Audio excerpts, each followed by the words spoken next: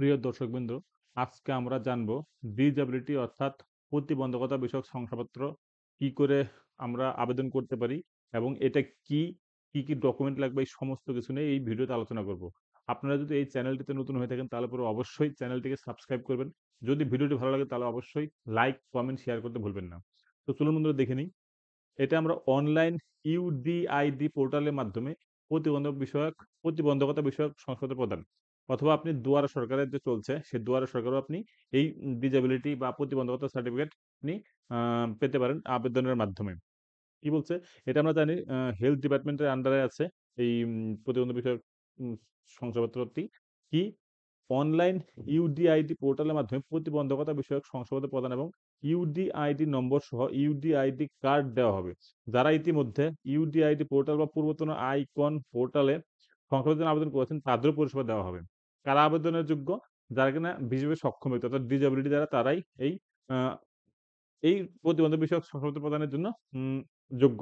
কি, কি নথি প্রয়োজন? আধার নম্বর লাগবে এবং ঠিকানার প্রমাণস্বরূপ আধার কার্ডের প্রতিলিপি, সম্প্রতি তোলা পাসপোর্ট মাপের ছবি যেখানে প্রতিবন্ধকতা দৃশ্যমান, আবেদনকারী বা তার অভিভাবকের মোবাইল নম্বর, নাবালিকাদের ক্ষেত্রে অভিভাবকের ২য় মোবাইল নম্বর থাকা দরকার।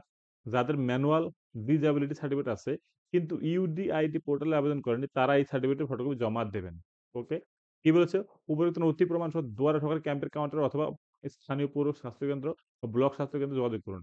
আপনাদের বলে দেই, দুয়ারে সরকার এখন চলছে অর্থাৎ ২৪শে জানুয়ারি থেকে ১লা ফেব্রুয়ারি ২০২৫ পর্যন্ত চলবে এই দুয়ারে সরকারি ক্যাম্প।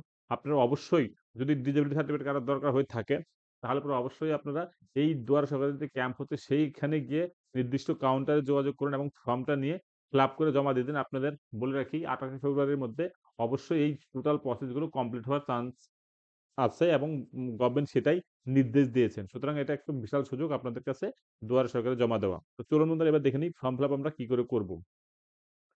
এটা দেখুন, এটা হলো গিয়ে আমাদের ফর্ম অর্থাৎ ডিসেবিলিটি সার্টিফিকেটের ফর্ম। ১ম এ কি লিখবেন? জেলা লিখবেন, আবেদনকারীর ফোন নাম্বার লিখে দিলেন, আধার নাম্বার লিখে দিবেন, দরখাস্তের নাম্বারটা লেখা দরকার নেই। যারা আছে তারাই লিখে দিবে। অর্থাৎ যে আধিকারিকরা আছেন সেখান থেকে। তো ১ম এ লিখবেন নাম, পদবি, তারপরে আপনার আ এখানে পদবি লিখবেন ১ম এ অর্থাৎ যদি আপনার নাম দীপক সরকার হয় তাহলে সরকারটা আগে লিখবেন, তারপর দীপক এখানে লিখবেন। পিতার নাম কি লিখবেন? মাতার নাম কি লিখবেন? জন্মের তারিখ লিখবেন। দরখাস্ত করার সময় বয়স অর্থাৎ ১-১-২০২৫ হিসেবেই আপনার কত বয়স বা আপনি যেদিনকে জমা দিবেন সেদিনকে হিসেবে কত বয়স হচ্ছে সেটা ক্যালকুলেট করে নিয়ে এখানে বসিয়ে দিবেন। লিঙ্গ কি সেটা বসিয়ে দিবেন। ঠিকানা এখানে লিখবেন স্থায়ী ঠিকানা এবং বর্তমান ঠিকানা কোথায় সেটাও লিখে দিবেন।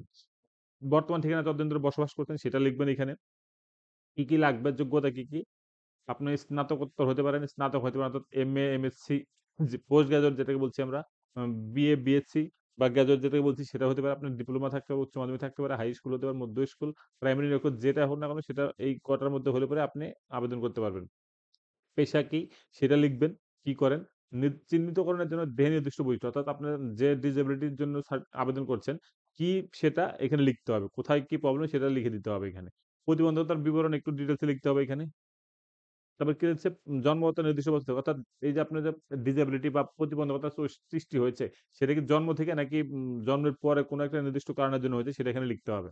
আপনি কি আগে এই প্রতিবন্ধক সংশোধনটার জন্য অতীতে কোনো দরখাস্ত করেছিলেন? যদি দরখাস্ত আগে করে না থাকেন তাহলে পরে না করবেন, যদি করে থাকেন তাহলে ইয়েস করবেন।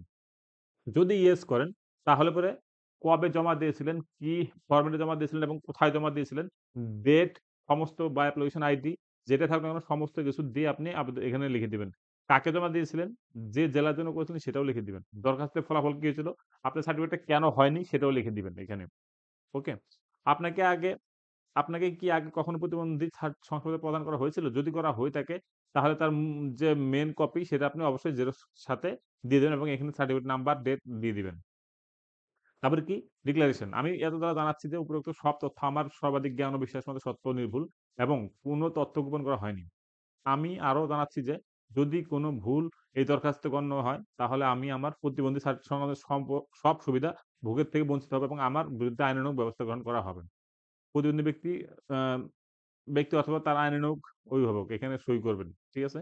তারিখ দিবেন, স্থান দিবেন। সংযোজন নথিপত্র আপনি যেগুলা ডকুমেন্ট দিবেন সেগুলাতে এখানে টিক মেরে দিবেন। অর্থাৎ পাসবই, প্যান কার্ড, ব্যাংকের পাসবই, ড্রাইভিং লাইসেন্স যেকোনো একটা যেটা থাকবে সেটাতে টিক মারবেন। বা বিদ্যুতের বিল দিতে পারেন, পঞ্চায়েতের থেকে পঞ্চায়েতের প্রধানের সার্টিফিকেট নিতে পারেন। তারপরে এখানে বলছে আপনি ২ টি বর্তমান পাসপোর্ট সাইজের ফটো লাগবে। ঠিক আছে? এটা অফিসের কাজের জন্য, এটা অফিস সই করে আপনাকে একটা কাউন্টার পার্ট দিয়ে দিবে আপনার নিজের কাছে রেখে দেওয়ার জন্য। তো এটা একটা বিশাল সুযোগ আপনারা দ্বারা আ যে আপনার দ্বারা সরকারে এই ডিসেবিলিটি সার্টিফিকেটের জন্য আবেদন করতে পারেন। ঠিক আছে? বন্ধুরা যদি ভিডিওটি ভালো লাগে তাহলে পরে অবশ্যই লাইক, কমেন্ট, শেয়ার করতে ভুলবেন না এবং যদি চ্যানেলটিতে নতুন হন তাহলে পরে অবশ্যই সাবস্ক্রাইব করবেন।